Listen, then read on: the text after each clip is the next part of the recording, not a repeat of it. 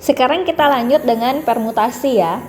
Nah, di sini definisi permutasi, sejumlah unsur adalah penyusunan unsur-unsur tersebut dalam suatu urutan tertentu atau urutannya diperhatikan. Nah, nanti perbedaan permutasi dengan kombinasi itu biasanya kalau permutasi itu memperhatikan urutan, kalau kombinasi itu tidak memperhatikan urutan. Yang pertama, kita akan pelajari tentang permutasi R unsur dari N unsur.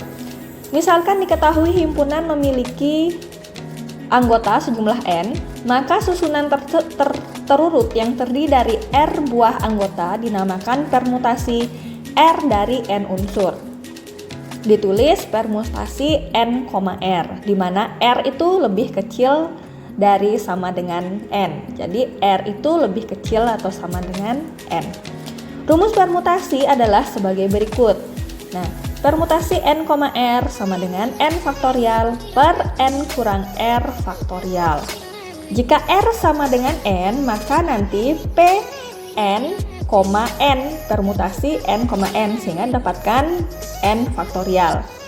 Karena tadi kita sudah pelajari di notasi faktorial bahwa 0 faktorial itu sama dengan 1 faktorial sama dengan 1. Jadi kalau misalkan ada 5 orang berjejer, kemudian orang itu mau tukar-tukar tempat. Nah, banyaknya cara mereka bertukar-tukar tempat itu berarti nanti 5 faktorial.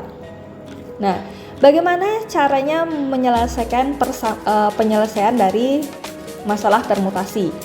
Banyaknya cara untuk milih seorang ketua, sekretaris, bendahara. Berarti di sini N-nya itu ada 8 dan R-nya itu ada ketua, sekretaris, dan bendahara. Berarti ada 3.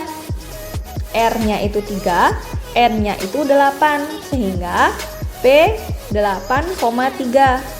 8 faktorial per 8 kurang 3 faktorial.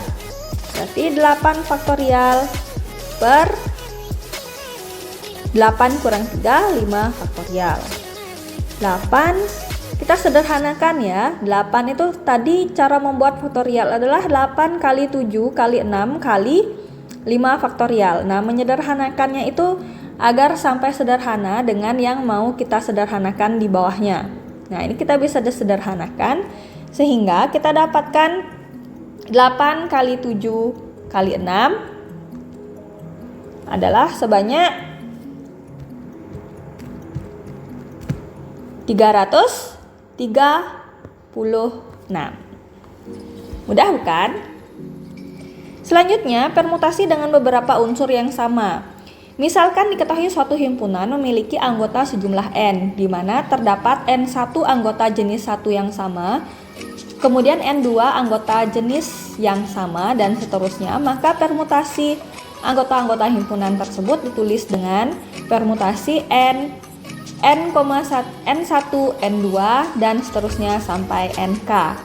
Rumus permutasi jika terdapat N1 anggota jenis 1 yang sama, kemudian N2 anggota jenis 2 yang sama, dan seterusnya adalah permutasi N1, N2, dan seterusnya sampai NK sama dengan N faktorial per N1 faktorial kali N2 faktorial, dan seterusnya sampai NK faktorial.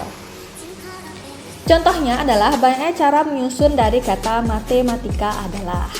Nah, di sini matematika berarti N-nya ada berapa? Kita hitung hurufnya. 1, 2, 3, 4, 5, 6, 7, 8, 9, 10. Berarti N-nya itu ada 10. Kemudian bagaimana cara menentukan unsur-unsur yang sama? Kita lihat M. M-nya di sini ada 2. Kemudian kita lihat A. A ada berapa? A ada 3. Kemudian kita lihat T. T ada berapa? Ada 2. 1, 2. E ada 1. M sudah. A sudah. T sudah. I ada berapa? 1. Berarti tidak ada unsur yang sama lagi. K juga 1, A sudah. Berarti ini adalah unsur-unsur yang sama. Sehingga permutasinya kita tulis 10 faktorial per 3 faktorial, 2 faktorial, 2 faktorial. Nah, kita lihat sini 3, 2, 2. Ya. Setelah kita kalikan dan sederhanakan, kita dapatkan 151.200. Seperti itu. Gampang sekali kan ya? Selanjutnya kita lihat jenis soal yang berbeda, tapi tetap masih di permutasi dengan beberapa unsur yang sama. Misalkan terdapat 3 kelereng merah, 2 kelereng biru, dan 1 kelereng putih yang sama jenis dan ukurannya. Ini maksudnya 3 kelereng merah itu kalian tidak bisa membedakan kelereng merah 1 dengan motif A, kemudian kelereng merah 2 dengan motif B. Itu tidak bisa dibedakan. Jadi 3 kelereng merahnya lihat sama semuanya, ukurannya sama. Jadi tidak bisa kalian membedakannya. Ada berapa carakah kelereng-kelereng tersebut dapat disusun berdampingan? Nah, berarti ini caranya kalian lihat 3 tambah 2 tambah 1 berarti N-nya itu ada 6. Kemudian kelereng merah itu ada 3. Merah ada 3. Kemudian biru itu ada 2. Dan di sini kelereng putih ada 1.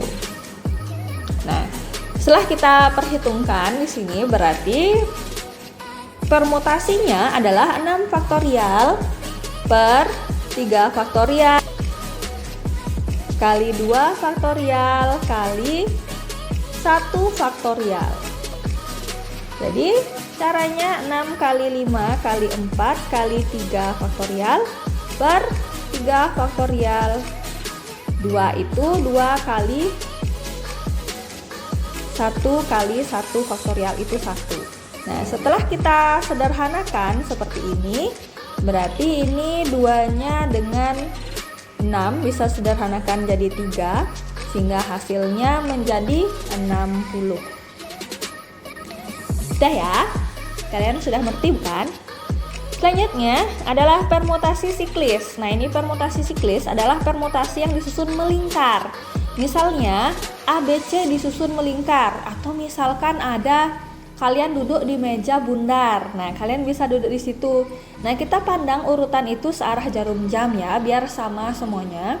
Sehingga susunan A, B, C, C, A, B, dan B, C, A itu adalah sama. Sehingga banyaknya permutasi siklis dari 3 objek itu adalah 3 faktorial dibagi 3.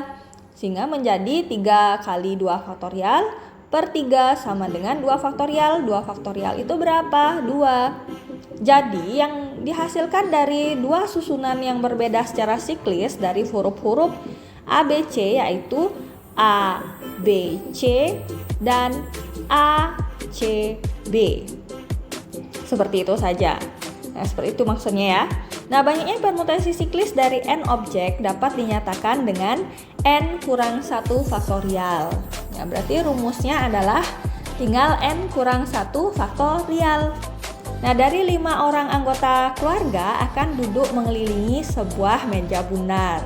Banyaknya cara susunan yang dapat dibuat dari 5 orang tersebut adalah berarti n-nya itu tadi ada 5.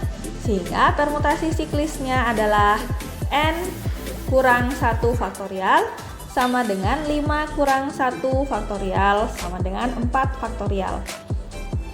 Berapa 4 faktorial? 4 kali 3 kali 2 kali 1. 4 kali 6 jadinya 24 cara. Bagaimana anak-anak, sudah mengerti? Nah, silahkan kalian membuat ringkasan di catatan kalian ya.